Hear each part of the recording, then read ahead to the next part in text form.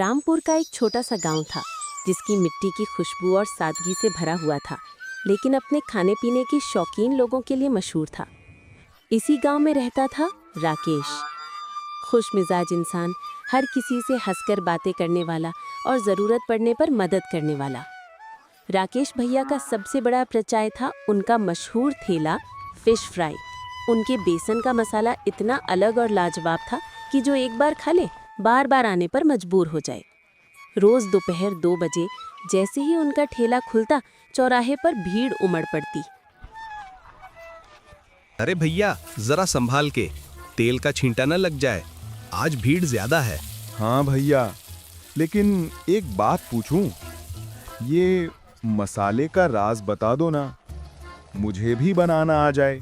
अरे ये मसाले का राज मैंने अपनी माँ को भी नहीं बताया, तू क्या जानेगा। भैया आपके पकौड़े तो ऐसे लगते हैं जैसे मछली है ही नहीं, बस स्वाद का तूफान है। सही कहा यार। राकेश सच सच बता, तू ये मछली कहाँ से लाता है? कहीं समुंदर से सीधा तो नहीं? अरे भाई मैं भी बाजार से ही लाता हूँ, फर्क बस इतना है कि मैं हमेशा ताज़ा मछली लेता हूँ और हाँ प्यार से पकाता हूँ, इसीलिए स्वाद अपने आप आ जाता है। वाह, यही वजह है कि तुम्हारे हाथ का खाना खाकर मन खुश हो जाता है। तेल की महक पूरे चौराहे में फैल रही थी। सुनहरे करारे पकौड़े प्लेट में सजते और लोग उन्हें खाते हुए तारीफों के बौछार कर देते। राकेश भैया ग्राहकों की बातों से खुश थे, लेकिन मन के किसी कोने में एक चिंता छिपी थी। घर लौटते ही बीमार माँ का सामना करना था। आ गई बेटा, आज देर हो गई, तबीयत भी कुछ ठीक नहीं लग रही। हाँ माँ, आज भीड़ ज्यादा थी। ये लो, तुम्हारे लिए फिश फ्राई लाया। मुझे पता है मेरे बेटे का स्वाद पूरे गांव को दीवाना बना रहा है, लेकिन अपना भी ध्यान रखा कर। माँ तुम ठीक हो जाओ, फिर मैं तुम्हें और भी अच्छा बनाकर खिलाऊंगा। वैसे आज एक आदमी पूछ रहा था राकेश का राज क्या है। मैंने सोचा उन्हें बता दूं कि मेरा असली राज तुम हो। माँ की आंखों में आंसू आ गए। राकेश ने उनका हाथ पकड़ते हुए कहा, जब तक तुम हो मेरे पकोड़े का स्वाद भी जिंदा रहेगा। इस तरह राकेश भैया का दिन खत्म होता। धूप, मसालों की खुशबू, लोगों का प्यार और माँ की दुआओं के साथ।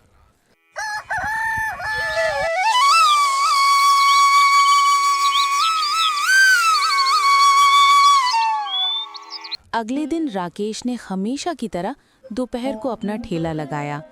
अभी मुश्किल से 1-2 ग्राहक आए ही थे कि अचानक गांव के राजा के 2 सेवक वहां पहुंचे। सब लोग चौंक गए। ठेले के पास हलचल मच गई। अरे ओ, यही है मशहूर फिश फ्राई वाला? जी मैं ही हूँ, बोलिए क्या चाहिए। तो प्लेट फिश फ्राई बना। राजा ने हुक्म दिया है कि गांव के हर फिश फ्राई वाले की जांच करनी है। राकेश ने चुपचाप तेल गर्म किया और अपने खास मसाले में लिपटी मछली कढ़ाई में डाली।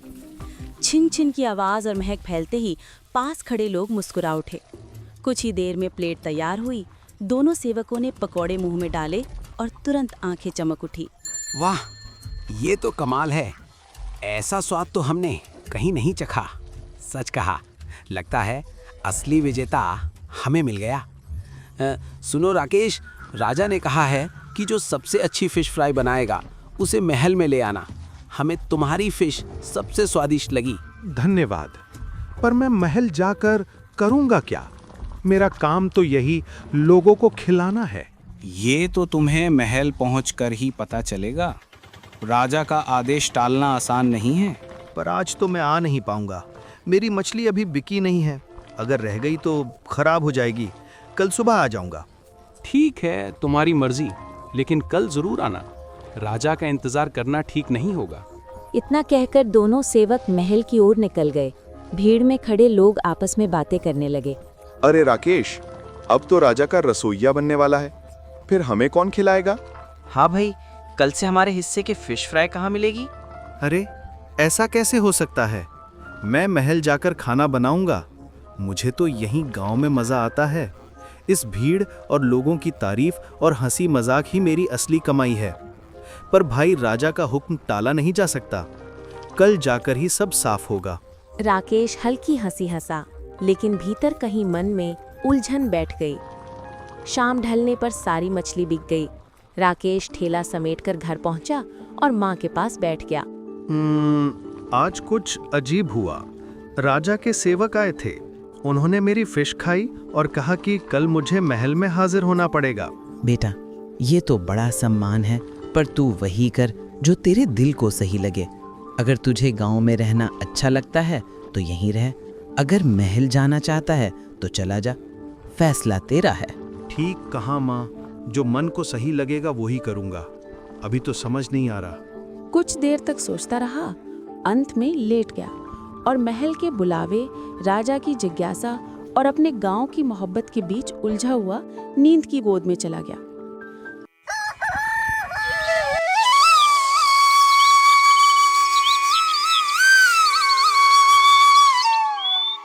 अगली सुबह राकेश जल्दी उठ गया। आंखें खुली तो मन में वही सवाल, क्या मुझे राजा के पास जाना चाहिए या नहीं? वहां चारपाई पर बैठा सोचने लगा। अगर मैं महल गया तो शायद राजा मुझे वहीं रख लेगा। फिर मैं कभी गांव में थैला नहीं लगा पाऊंगा। लोगों की हंसी ठट्ठोली, उनका प्यार, ये सब छिन जाएगा। थोड़ी देर बाद उसने तय कर लिया, जो होगा देखा जाएगा। मैं अपने गांव से नहीं जाऊंगा। वो रोज की तरह बाजार पहुंचा, ताजी मछलियां खरीदी और दोपहर होते ही थैला सजाकर बैठ गया। थैला खुलते ही कल के वही 2 ग्राहक वहां आ पहुंचे। अरे राकेश, तुम तो राजा के महल जाने वाले थे, फिर ये थैला क्या हुआ? राजा का बुलावा ठुकरा दिया क्या? हाँ भाई, मैं नहीं जाऊंगा। जो होगा देखा जाएगा। मेरा दिल कहता है कि मुझे यहीं रहकर फिश फ्राई बनानी है। इतना कहते ही राजा का एक सेवक गुस्से से वहां आ पहुंचा। राकेश, हमने कल ही साफ कहा था कि आज तुम्हें महल पहुंचना है, फिर भी तुम यहाँ थैला लगाए बैठे हो। सुनो भाई, जाकर राजा से कह दो मैं महल में काम नहीं कर सकता। अगर राजा को मेरे हाथ की फिश फ्राई खानी है तो यहाँ आकर खाएं, या फिर तुम रोज ले जाया करो। सेवक का चेहरा गुस्से से लाल हो गया। ये तुम्हारी बहुत बड़ी गलती है, इसका अंजाम भुगतना पड़ेगा। इतना कहकर वहां महल की ओर निकल गया। लोग सहम गए, पर राकेश ने लंबी सांस लेकर अपने आप को संभाला। उसी समय गांव के एक बूढ़े बाबा थैले के पास आकर खड़े हो गए। राकेश बेटा, चिंता मत कर। हमारे राजा दिल के बहुत अच्छे हैं। अगर तू सही है तो वो तेरा साथ देंगे। धन्यवाद बाबा, मैं थैला यहीं लगाऊंगा। अब जो होगा देखा जाएगा। अच्छा, अब मुझे 1 प्लेट गर्मा गर्म पकौड़े दें। राकेश हंस पड़ा और तुरंत उन्हें पकौड़े परोस दिए। उसी बीच एक छोटा बच्चा ठेले पर आया। राकेश भाई, ये मुझे फिश बहुत पसंद है, पर मेरी माँ को बनाना नहीं आता। क्या आप मुझे 1 प्लेट फिश फ्राई देंगे? राकेश का चेहरा खिल उठा। उसने खुशी खुशी उसे 1 प्लेट थमा दी। बच्चा खाते ही मुस्कुराने लगा। वह कितना स्वादिष्ट है, आप सबसे अच्छे हैं। राकेश के दिल में सुकून भर गया। यही तो असली खुशी है, मासूम बच्चों की मुस्कान और गांव वालों का प्यार। महल में ये कहाँ मिलेगा। शाम तक सारी मछली बिक गई। राकेश घर लौटा और माँ को सब बताया। अम्मा, आज सेवक फिर गुस्से में चला गया, पर मैंने साफ कह दिया मैं महल नहीं जाऊंगा। गांव ही मेरी दुनिया है। राकेश अपने कमरे में जाकर लेट गया। आंखें बंद करते हुए उसके मन में बस यही ख्याल घूम रहा था, कल क्या होगा, ये तो राजा ही तय करेगा। धीरे धीरे उसकी सांसें थमी और वो वहाँ गहरी नींद में चला गया। सुबह सुबह राकेश हमेशा की तरह उठकर तैयार हो रहा था, तभी बाहर से आवाज आई। राकेश, बाहर तो आ, देख कौन आया है। राकेश जल्दी से बाहर निकला। देखकर उसकी आंखें खुली की खुली रह गईं। सामने गांव के राजा खड़े थे और उनके दोनों सेवक भी साथ थे। महाराज, मुझे माफ कर दीजिए, मैंने आपका हुक्म नहीं माना। राजा हल्का सा मुस्कुराए और बोले, अरे राकेश, इसमें माफी की कोई बात नहीं। मुझे तो अच्छा लगा कि हमारी प्रजा किसी दबाव में आकर काम नहीं करती। अब चल, मुझे तेरे हाथ की फिश फ्राई खिलाकर दिखा। महाराज, कृपया अंदर आ जाइए, मैं अभी बना देता हूँ। नहीं राकेश, मैं तेरे घर नहीं, तेरे ठेले पर ही खाना चाहता हूँ। जहाँ तू सबको खिलाता है वहीं मुझे भी खिला। राजा और सेवक राकेश के साथ उसके ठेले पर पहुंचे। गांव वाले ये देखकर चकित रह गए। राकेश ने तुरंत ताजी मछली मसाले में लपेटी और कढ़ाई में डाली। तेल में छन छन की आवाज और महक फैलते ही राजा ने उत्सुकता से कहा, वाह, कितनी सुगंध आ रही है। अब तक तो मेरे मुंह में पानी आ रहा है। कुछ ही देर में गर्मा गर्म फिश फ्राई और पकौड़े प्लेट में सजकर राजा के सामने रखे गए। राजा ने पहला टुकड़ा खाया और आंखें चमक उठी। अरे, आज तक मैंने इतनी स्वादिष्ट फिश फ्राई नहीं खाई।